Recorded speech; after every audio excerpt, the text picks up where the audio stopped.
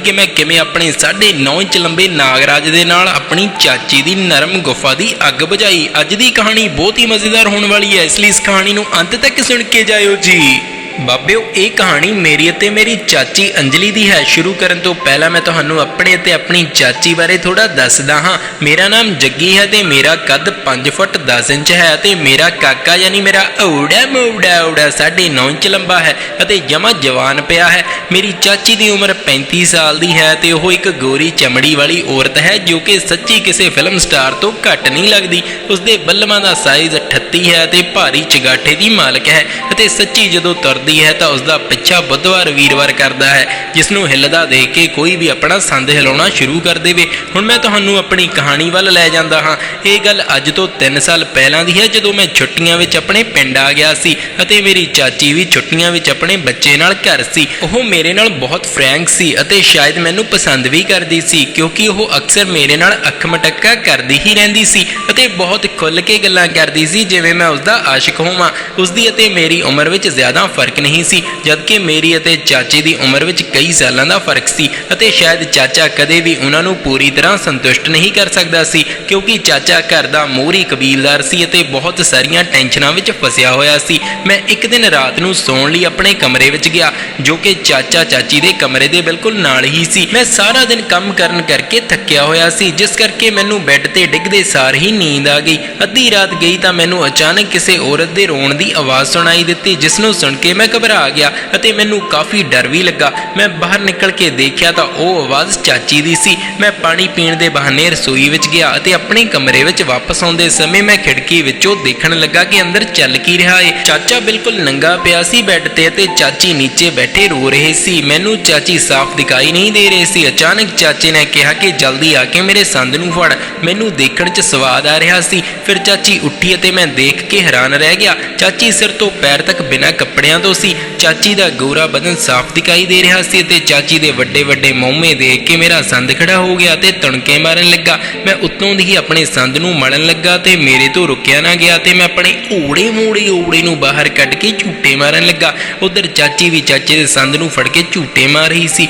चाचे ने शराब पी रखी सी ते चाचे दा संद थोड़े टाइम बाद ही अपना थुक छड्ड गया। चाची ने रोंदी ने कहा कि मैं तेरा संद हिला हिला के जिंदगी नहीं कट सकती। मेरा भी दिल करदा कि तू बिना शराब तो घर वापस आवें ते मेरी गुफा दी कुट कुट के अग ठंडी करे। अखीर कदों तक मैं तेरे संद दा हिला के थुक कड्डदी रहांगी। मेरी गुफा दा भी तां हक है कि इसनूं संद दा निग मिले। तुसीं रोज़ दारू डफ के आ जांदे हो ते मेरी आंड मैंड आंड दी अग भी नहीं ठंडी कर पाउंदे। नशे च होण करके पहलां ही नींद च डिग जांदे हो। चाची दे मूंहों ये सब सुन के मैनूं हुण समझ आ गई सी कि चाचे तो चाची दी कंड संड बंड दी अग नहीं ठंडी हुंदी अते चाची बहुत गर्म है।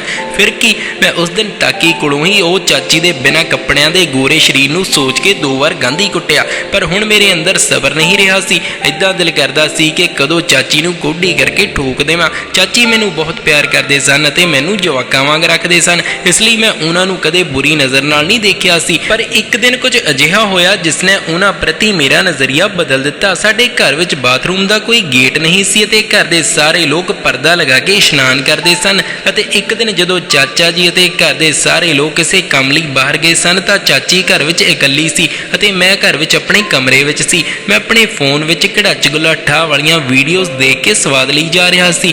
फिर कुछ देर बाद अचानक वो अपने सारे काम तो वेली हो गई अते मेरे कोल आई अते मैं उन्हां नूं देख के डर गया अते अपने खड़े हुए संद नूं अपने पट्टां 'च घुट्टण लगा। पर शायद चाची समझ गए सी कि मैं की कर रहा हाँ। उन्हां ने मुस्कुरा के कहा कि की लुका रहा है तू। मैं कहा कुछ नहीं चाची जी, बस इदां ही कुछ चुभ रहा सी।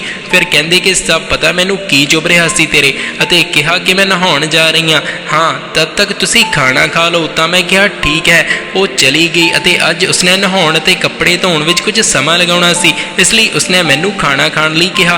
फिर खाना खाण तो बाद मैं पानी लैण लई टूटी ते गया। फिर बाथरूम दे बाहर थोड़ा जिहा पानी डुੱਲਿਆ सी, इसलिए मैं उस वल ध्यान नहीं दिता ते जिवें ही मैं उस तो पैर पाया तां मेरा पैर तिलक गया ते मैं डिग्गण लगा। पर अचानक मेरे हत्थ विच बाथरूम दा पर्दा आ गया अते मैं ਡਿੱਗ ਗਿਆ ਤੇ ਉਹ ਪਰਦਾ ਟੁੱਟ ਕੇ ਹੇਠਾਂ ਡਿੱਗ ਗਿਆ ਅਤੇ ਉਸ ਦਿਨ ਮੈਂ ਆਪਣੀ ਚਾਚੀ ਨੂੰ ਪਹਿਲੀ ਵਾਰ ਬਿਨਾਂ ਕੱਪੜਿਆਂ ਤੋਂ ਦੇਖਿਆ ਤੇ ਮੈਂ ਕੁਝ ਦੇਰ ਤੱਕ ਉਸ ਨੂੰ ਦੇਖਦਾ ਰਿਹਾ।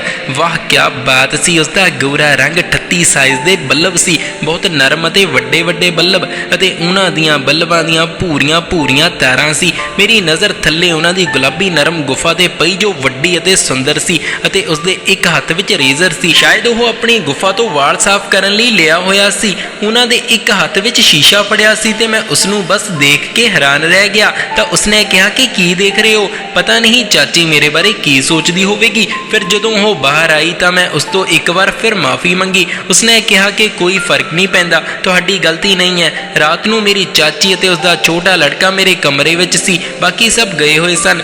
ਅਸੀਂ ਆਪਣੇ ਬਿਸਤਰ ਤੇ ਲੇਟ ਗਏ, ਪਰ ਮੈਨੂੰ ਉਸ ਰਾਤ ਨੀਂਦ ਨਹੀਂ ਆ ਰਹੀ ਸੀ ਅਤੇ ਚਾਚੀ ਦਾ ਉਹ ਸਭ ਦੇਖਿਆ ਵਾਰ-ਵਾਰ ਮੇਰੀਆਂ ਅੱਖਾਂ ਸਾਹਮਣੇ ਆ ਰਿਹਾ ਸੀ। ਫਿਰ ਮੈਂ ਫੈਸਲਾ ਕੀਤਾ ਕਿ ਮੈਂ ਉਸਦੀ ਕੰਡ ਸੰਡੇ ਵੰਡੇ ਨੂੰ ਆਪਣੇ ਔੜੀ ਨਾਲ ਜ਼ਰੂਰ ਕੁੱਟਣਾ ਹੈ, ਅਤੇ ਮੈਂ ਉਸਦੇ ਬਾਰੇ ਸੋਚਦੇ ਸੌਂ ਗਿਆ। ਫਿਰ ਅਗਲੀ ਰਾਤ ਜਦੋਂ ਸੌਣ ਲੱਗੇ ਤਾਂ ਮੈਂ ਦੇਖਿਆ ਕਿ ਅੱਜ ਉਸਨੇ ਆਪਣੇ ਬੇਟੇ ਨੂੰ ਇੱਕ ਪਾਸੇ ਕਰਕੇ ਲੰਮੇ ਪਾ ਦਿੱਤਾ ਹੈ ਅਤੇ ਉਹ ਆਪ ਵਿਚਕਾਰ ਸੁੱਤੀ ਹੈ, ਅਤੇ ਸਾਡੇ ਕਮਰੇ ਵਿੱਚ 0 ਵਾਟ ਦਾ ਬੱਲਬ ਜਗਿਆ ਹੋਇਆ ਸੀ, ਜਿਸ ਦੀ ਰੋਸ਼ਨੀ ਵਿੱਚ ਮੈਂ ਉਸ ਨੂੰ ਦੇਖਣ ਲੱਗ ਪਿਆ। ਉਸਨੇ ਹਲਕੇ ਜਾਲੀਦਾਰ ਕੱਪੜੇ ਦਾ ਸੂਟ ਪਾਇਆ ਹੋਇਆ ਸੀ ਅਤੇ ਉਹ ਆਪਣੀ ਕਮਰ ਹੇਠਾਂ ਕਰਕੇ ਮੇਰੇ ਪਾਸੇ ਵੱਲ ਨੂੰ ਲੇਟ ਗਈ ਸੀ, ਅਤੇ ਫਿਰ ਮੈਂ ਕੁਝ ਹਿੰਮਤ ਕਰਕੇ ਉਸਦਾ ਸੂਟ ਹੌਲੀ-ਹੌਲੀ ਉੱਪਰ ਕੀਤਾ ਤਾਂ ਉਸਦੀ ਪਿਛਲੀ ਚੌੜੀ ਗੁਫਾ ਦਾ ਹਿੱਸਾ ਮੇਰੇ ਸਾਹਮਣੇ ਆ ਗਿਆ, ਅਤੇ ਉਸਨੇ ਥੱਲੇ ਕੁਝ ਨਹੀਂ ਪਾਇਆ ਹੋਇਆ ਸੀ। ਉਸਦੇ ਹਲਕੇ ਜਾਲੀ ਵਾਲੇ ਕੱਪੜੇ ਦੇ ਸੂਟ ਵਿੱਚੋਂ ਦੀ ਉਸਦੀ ਪਿਛਲੀ ਗੁਫਾ ਮੈਨੂੰ ਸਾਫ਼ ਹੀ ਦਿਖਾਈ ਦਿੰਦੀ ਪਈ ਸੀ। ਫਿਰ ਉਸਦੀ ਪਿਛਲੀ ਗੁਫਾ ਦੇ ਪਾਪੜ ਦੀ ਲਾਈਨ ਨੂੰ ਵੇਖ ਕੇ ਮੈਂ ਬਹੁਤ ਗਰਮ ਹੋ ਗਿਆ, ਅਤੇ ਮੇਰਾ ਕਾਕਾ ਖੜਾ ਹੋ ਗਿਆ ਅਤੇ ਕੱਚੇ ਵਿੱਚ ਹੀ ਤਣਕੇ ਮਾਰਨ ਲੱਗਾ। ਮੈਂ ਹੱਥ ਨਾਲ ਆਪਣੇ ਸੰਦ ਨੂੰ ਥੋੜਾ ਪਲੋਸਿਆ ਤੇ ਹੌਸਲਾ ਦਿੱਤਾ। ਫਿਰ ਮੈਂ ਹੌਲੀ-ਹੌਲੀ ਅੱਗੇ ਖਿਸਕਦੇ ਹੋਏ ਉਸਦੀ ਪਿਛਲੀ ਟਿਊਬ ਤੇ ਇੱਕ ਹੱਥ ਰੱਖਿਆ ਤੇ ਪਿੱਛੇ ਉਸ ਨੂੰ ਸਹਿਲਾਉਣ ਲੱਗ ਪਿਆ। ਉਸਦੀ ਚਮੜੀ ਬਹੁਤ ਮੁਲਾਇਮ ਸੀ ਅਤੇ ਜਮਾਂ ਚਿਕਨੀ ਪਈ ਸੀ। ਫਿਰ ਉਹ ਥੋੜੀ ਜਿਹੀ ਹਿੱਲੀ ਅਤੇ ਮੈਂ ਆਪਣਾ ਹੱਥ ਖਿੱਚ ਲਿਆ ਤੇ ਸੌਣ ਦਾ ਬਹਾਨਾ ਕੀਤਾ, ਤਾਂ ਮੈਂ ਬਹੁਤ ਡਰ ਗਿਆ ਅਤੇ ਮੈਂ ਨੀਂਦ ਤੋਂ ਉੱਠਣ ਦਾ ਬਹਾਨਾ ਕਰਦੇ ਹੋਏ ਹੌਲੀ-ਹੌਲੀ ਅੱਖਾਂ ਖੋਲੀਆਂ ਤਾਂ ਉਹ ਮੇਰੇ ਵੱਲ ਦੇਖ ਰਹੀ ਸੀ। ਫਿਰ ਮੈਂ ਕਿਹਾ ਕਿ ਕੀ ਹੋਇਆ ਚਾਚੀ? ਚਾਚੀ ਨੇ ਕਿਹਾ ਹੁਣ ਦਿਖਾਵਾ ਨਾ ਕਰ, ਕੀ ਤੈਨੂੰ ਪਤਾ ਨਹੀਂ ਕੀ ਹੋਇਆ ਏ? ਮੈਂ ਅਣਜਾਣ ਬਣਦਾ ਹੋਇਆ ਗੱਲ ਦਾ ਮਤਲਬ ਪੁੱਛਿਆ ਤਾਂ ਚਾਚੀ ਨੇ ਕਿਹਾ ਕਿ ਕੀ ਕਰਦਾ ਪਿਆ ਸੀ ਅਤੇ ਤੂੰ ਮੇਰੀ ਪਿਛਲੀ ਗੁਫਾ ਨਾਲ ਖੇਡ ਰਿਹਾ ਸੀ। ਉਸਦੇ ਮੂੰਹੋਂ ਇਹ ਸ਼ਬਦ ਸੁਣ ਕੇ ਮੇਰੀ ਹਵਾ ਟਾਈਟ ਹੋ ਗਈ ਸੀ ਅਤੇ ਮੈਨੂੰ ਉੱਪਰ ਤੋਂ ਹੇਠਾਂ ਤੱਕ ਪਸੀਨਾ ਆਉਣ ਲੱਗਾ ਸੀ, ਮਤਲਬ ਮੇਰੀ ਗੰਢ ਫਟ ਗਈ ਸੀ। ਮੈਨੂੰ ਹੁਣ ਚਾਚੀ ਤੋਂ ਡਰ ਲੱਗਣ ਲੱਗਾ ਸੀ। ਮੈਂ ਬਹੁਤ ਸੋਚ ਸਮਝ ਕੇ ਬੋਲਿਆ ਕਿ ਮੈਂ ਅਜਿਹਾ ਨਹੀਂ ਕਰ ਰਿਹਾ ਸੀ ਤੇ ਹੋ ਸਕਦਾ ਕਿ ਤੁਹਾਨੂੰ ਕੋਈ ਗਲਤਫਹਿਮੀ ਹੋ ਗਈ ਹੋਵੇ, ਹੋ ਸਕਦਾ ਕਿ ਮੈਂ ਨੀਂਦ ਵਿੱਚ ਸੀ ਅਤੇ ਮੇਰਾ ਹੱਥ ਲੱਗ ਗਿਆ ਹੋਵੇ। ਚਾਚੀ ਨੇ ਕਿਹਾ ਹੁਣ ਤੂੰ ਬਹੁਤਾ ਡਰ ਨਾ, ਜੇ ਮੈਨੂੰ ਬੁਰਾ ਲੱਗਦਾ ਤਾਂ ਮੈਂ ਜ਼ੋਰ ਨਾਲ ਥੱਪੜ ਮਾਰ ਦਿੰਦੀ। ਮੈਂ ਆਪਣੇ ਪੂਰੇ ਸਰੀਰ ਨਾਲ ਖੇਡਣ ਵਿੱਚ ਤੈਨੂੰ ਕੁਝ ਨਹੀਂ ਕਹਿੰਦੀ, ਤੂੰ ਚਾਹੇ ਤਾਂ ਮੇਰੇ ਕਿਤੇ ਵੀ ਹੱਥ ਫੇਰ ਸਕਦਾ ਏ। ਫਿਰ ਉਸਦੇ ਮੂੰਹੋਂ ਇਹ ਸੁਣ ਕੇ ਮੈਂ ਬਹੁਤ ਹੈਰਾਨ ਹੋਇਆ ਅਤੇ ਮੈਨੂੰ ਆਪਣੇ ਕੰਨਾਂ ਤੇ ਕਿਸਮਤ ਤੇ ਵਿਸ਼ਵਾਸ ਨਹੀਂ ਹੋ ਰਿਹਾ ਸੀ ਕਿ ਜੋ ਮੈਂ ਕੁਝ ਘੰਟੇ ਪਹਿਲਾਂ ਸੋਚ ਰਿਹਾ ਸੀ ਇਹ ਸ਼ਾਇਦ ਹੁਣ ਸੱਚ ਹੋਣ ਜਾ ਰਿਹਾ ਸੀ। ਅਤੇ ਮੈਂ ਕਿਹਾ ਕੀ ਤੁਹਾਨੂੰ ਸੱਚਮੁੱਚ ਮੇਰਾ ਇਹ ਸਭ ਕਰਨਾ ਪਸੰਦ ਹੈ? ਤਾਂ ਚਾਚੀ ਨੇ ਕਿਹਾ ਹਾਂ, ਅੱਜ ਪਹਿਲੀ ਵਾਰ ਕਿਸੇ ਨੌਜਵਾਨ ਦਾ ਹੱਥ ਮੇਰੇ ਸਰੀਰ ਨੂੰ ਛੂਹਿਆ ਏ ਅਤੇ ਮੈਨੂੰ ਬਹੁਤ ਮਜ਼ਾ ਆਇਆ ਹੈ। ਮੈਂ ਹਰ ਰਾਤ ਆਪਣੀ ਗਰਮ ਗੁਫਾ ਨੂੰ ਉਂਗਲੀ ਨਾਲ ਹੀ ਸ਼ਾਂਤ ਕਰਕੇ ਸੌਂ ਜਾਂਦੀ ਹਾਂ। ਫਿਰ ਮੈਂ ਸੋਚਿਆ ਕਿ ਇਹ ਸਹੀ ਮੌਕਾ ਹੈ। ਮੈਂ ਕਿਹਾ ਜੇ ਤੁਸੀਂ ਕਹੋ ਤਾਂ ਮੈਂ ਤੁਹਾਡੀ ਨਰਮ ਪੋਲੀ ਹਾਏ ਗੁਲਾਬੀ ਗੁਫਾ ਨੂੰ ਠੰਡੀ ਕਰ ਸਕਦਾ ਹਾਂ। ਚਾਚੀ ਨੇ ਕਿਹਾ ਮੈਂ ਤੈਨੂੰ ਇਸ ਲਈ ਹੀ ਜਗਾਇਆ ਹੈ, ਹੁਣ ਮੇਰਾ ਮੂੰਹ ਦੇਖਦਾ ਰਹੇਗਾ ਜਾਂ ਕੁਝ ਕਰੇਗਾ ਵੀ? ਤਾਂ ਹੁਣ ਮੈਨੂੰ ਹਰੀ ਝੰਡੀ ਮਿਲ ਗਈ ਅਤੇ ਮੈਂ ਇੱਕ ਕਰਕੇ ਕੱਪੜੇ ਉਤਾਰਨੇ ਸ਼ੁਰੂ ਕਰ ਦਿੱਤੇ ਅਤੇ ਫਿਰ ਮੈਂ ਆਪਣੇ ਪੂਰੇ ਕੱਪੜੇ ਉਤਾਰ ਦਿੱਤੇ। ਫਿਰ ਮੈਂ ਚਾਚੀ ਨੂੰ ਘੁੱਟ ਕੇ ਜੱਫੀ ਪਾ ਲਈ ਅਤੇ ਚਾਚੀ ਦੀ ਸਮੀਜ਼ ਨੂੰ ਉੱਤੇ ਨੂੰ ਕੀਤਾ ਤੇ ਫਿਰ ਬਾਹਾਂ ਉੱਤੇ ਕਰਵਾ ਕੇ ਕਮੀਜ਼ ਉਤਾਰ ਦਿੱਤੀ। ਫਿਰ ਮੈਂ ਚਾਚੀ ਦਾ ਪਜਾਮਾ ਵੀ ਖੋਲ ਦਿੱਤਾ। ਹੁਣ ਚਾਚੀ ਸਿਰਫ ਕੱਚੀ ਬਾਡੀ ਵਿੱਚ ਮੇਰੀਆਂ ਅੱਖਾਂ ਸਾਹਮਣੇ ਸੱਪਣੀ ਵਾਂਗ ਮੇਲ ਰਹੀ ਸੀ। ਚਾਚੀ ਦੇ ਕਾਲੇ ਰੰਗ ਦੀ ਬਾਡੀ ਵਿੱਚ ਫਸੇ ਗੋਰੇ ਮੰਮੇ ਮੈਨੂੰ ਸਰੂਰ ਚੜਾਈ ਜਾ ਰਹੇ ਸੀ ਅਤੇ ਮੇਰਾ ਸੰਦ ਝੂਟੇ ਮਾਰ ਰਿਹਾ ਸੀ। ਫਿਰ ਮੈਂ ਬਰਾ ਦੀ ਹੁੱਕ ਖੋਲੀ ਅਤੇ ਉਹ ਵੀ ਉਤਾਰ ਦਿੱਤੀ ਅਤੇ ਅੰਬ ਆਜ਼ਾਦ ਕਰ ਦਿੱਤੇ। ਹੁਣ ਅਸੀਂ ਦੋਵੇਂ ਇੱਕ ਦੂਜੇ ਦੇ ਸਾਹਮਣੇ ਬਿਲਕੁਲ ਬਿਨਾਂ ਕੱਪੜਿਆਂ ਤੋਂ ਸੀ। ਫਿਰ ਮੈਂ ਸਭ ਤੋਂ ਪਹਿਲਾਂ ਚਾਚੀ ਦੇ ਵੱਡੇ ਨਰਮ ਬੱਲਬਾਂ ਨੂੰ ਆਪਣੇ ਹੱਥ ਵਿੱਚ ਲਿਆ ਅਤੇ ਉਹਨਾਂ ਨੂੰ ਹੌਲੀ-ਹੌਲੀ ਪਿਆਰ ਕਰਨਾ ਸ਼ੁਰੂ ਕੀਤਾ। ਤਾਂ ਫਿਰ ਚਾਚੀ ਗਰਮ ਹੋਣ ਲੱਗੀ ਅਤੇ ਮੈਂ ਉਹਨਾਂ ਦੇ ਨਰਮ ਬੱਲਬਾਂ ਨੂੰ ਮਸਲ ਰਿਹਾ ਸੀ। ਉਹਨਾਂ ਨੂੰ ਦਬਾਇਆ ਅਤੇ ਫਿਰ ਉਹ ਉੱਚੀ ਕਹਾਰਨ ਲੱਗੀ ਅਤੇ ਮੈਂ ਇੱਕ ਬੱਲਬ ਨੂੰ ਆਪਣੇ ਮੂੰਹ ਵਿੱਚ ਲੈ ਲਿਆ ਤੇ ਮੂੰਹ ਲਾਉਣਾ ਸ਼ੁਰੂ ਕਰ ਦਿੱਤਾ। ਪਰ ਮੇਰਾ ਇੱਕ ਹੱਥ ਉਸਦੀ ਗੁਫਾ ਨੂੰ ਦਬਾ ਰਿਹਾ ਸੀ ਅਤੇ ਮੇਰਾ ਦੂਸਰਾ ਹੱਥ ਉਸਦੀ ਗੁਫਾ ਉੱਤੇ ਰਗੜ ਰਿਹਾ ਸੀ ਅਤੇ ਉਸਦੀ ਗੁਫਾ ਨੂੰ ਹੌਲੀ-ਹੌਲੀ ਸਹਿਲਾ ਰਿਹਾ ਸੀ। ਤਾਂ ਚਾਚੀ ਬਹੁਤ ਗਰਮ ਹੋ ਗਈ ਅਤੇ ਉਹ ਆਪਣੀ ਪਿਛਲੀ ਚੌੜੀ ਟਿਊਬ ਨੂੰ ਹਿਲਾ ਰਹੀ ਸੀ ਅਤੇ ਮੈਂ ਤੇ ਚਾਚੀ ਜਗਾੜ ਲਾਉਣ ਦੀ ਪੋਜੀਸ਼ਨ ਤੇ ਸੀ। ਫਿਰ ਉਸਨੇ ਮੇਰਾ ਸੰਦ ਪੂਰੀ ਤਰ੍ਹਾਂ ਆਪਣੇ ਮੂੰਹ ਦੇ ਅੰਦਰ ਲੈ ਲਿਆ ਤੇ ਜ਼ੋਰ-ਜ਼ੋਰ ਨਾਲ ਨਾਗਰਾਜ ਨੂੰ ਪਿਆਰ ਕਰਨ ਲੱਗੀ। ਇਸ ਤਰ੍ਹਾਂ ਨਾਲ ਮੈਨੂੰ ਅਜਿਹਾ ਮਹਿਸੂਸ ਹੋਇਆ ਕਿ ਜਾਂ ਤਾਂ ਉਸਨੇ ਪਹਿਲਾਂ ਹੀ ਕਿਸੇ ਦਾ ਸੰਦ ਚੂਸਿਆ ਦੱਸਿਆ ਹੈ ਜਾਂ ਉਹ ਮੇਰਾ ਓੜਾ ਮੋੜਾ ਓੜਾ ਦੇਖ ਕੇ ਪੂਰੀ ਤਰ੍ਹਾਂ ਪਾਗਲ ਹੋ ਗਈ ਹੈ। ਫਿਰ ਮੈਂ ਉਸਨੂੰ ਸਿੱਧਾ ਲਟਾਇਆ ਤੇ ਉਸਦੀ ਗੁਫਾ ਨੂੰ ਸਹਿਲਾਉਣਾ ਸ਼ੁਰੂ ਕਰ ਦਿੱਤਾ।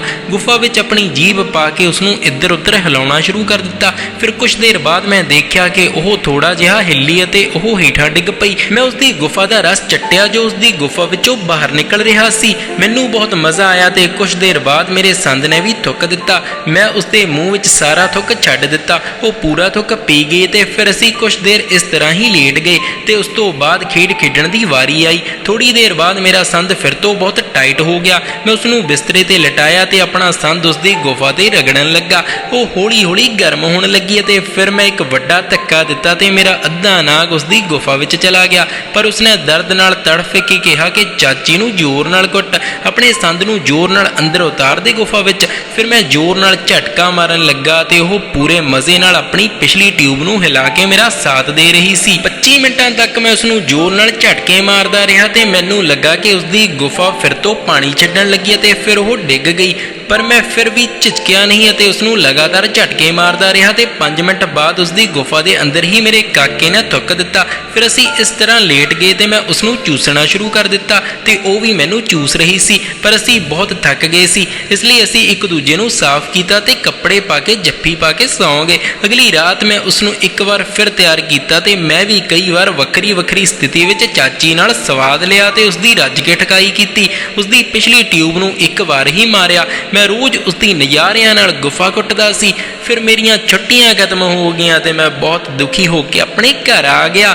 ਪਰ ਜਦੋਂ ਤੱਕ ਮੈਂ ਉੱਥੇ ਰਿਹਾ ਮੈਂ ਸਾਰਾ ਦਿਨ ਰਾਤ ਚਾਚੀ ਨਾਲ ਖੇਡਦਾ ਅਤੇ ਫਿਰ ਕੁਝ ਦਿਨਾਂ ਬਾਅਦ ਮੈਨੂੰ ਪਤਾ ਲੱਗਾ ਕਿ ਅੰਜਲੀ ਚਾਚੀ ਗਰਭਵਤੀ ਹੈ ਤੇ ਉਸਨੇ ਮੈਨੂੰ ਬੁਲਾਇਆ ਤੇ ਦੱਸਿਆ ਕਿ ਉਹ ਮੇਰਾ ਇਕਲੌਤਾ ਬੱਚਾ ਹੈ। ਤਾਂ ਮੈਂ ਉਦੋਂ ਬਹੁਤ ਖੁਸ਼ ਅਤੇ ਹੈਰਾਨ ਸੀ ਕਿ ਮੈਂ ਆਪਣੀ ਪਹਿਲੀ ਖੇਡ ਵਿੱਚ ਹੀ ਬਾਪੂ ਬਣ ਗਿਆ। ਇਸ ਲਈ ਅਸੀਂ ਕੁਝ ਦਿਨਾਂ ਬਾਅਦ ਦੁਬਾਰਾ ਮਿਲੇ ਤੇ ਫਿਰ ਤੋਂ ਖੇਡੀ। ਹੁਣ ਉਹ ਮੇਰੇ ਚਾਚੇ ਤੋਂ ਘੱਟ ਤੇ ਮੇਰੇ ਕੋਲੋਂ ਜ਼ਿਆਦਾ ਗੁਫਾ ਕਟਵਾਉਂਦੀ ਸੀ। ਇਸ ਤਰ੍ਹਾਂ ਮੈਂ ਆਪਣੀ ਅੰਜਲੀ ਚਾਚੀ ਨੂੰ ਆਸਾਨੀ ਨਾਲ ਖੁਸ਼ ਕਰ ਲਿਆ ਤੇ ਉਸਨੂੰ ਆਪਣਾ ਦੂਜਾ ਬੱਚਾ ਦੇ ਦਿੱਤਾ।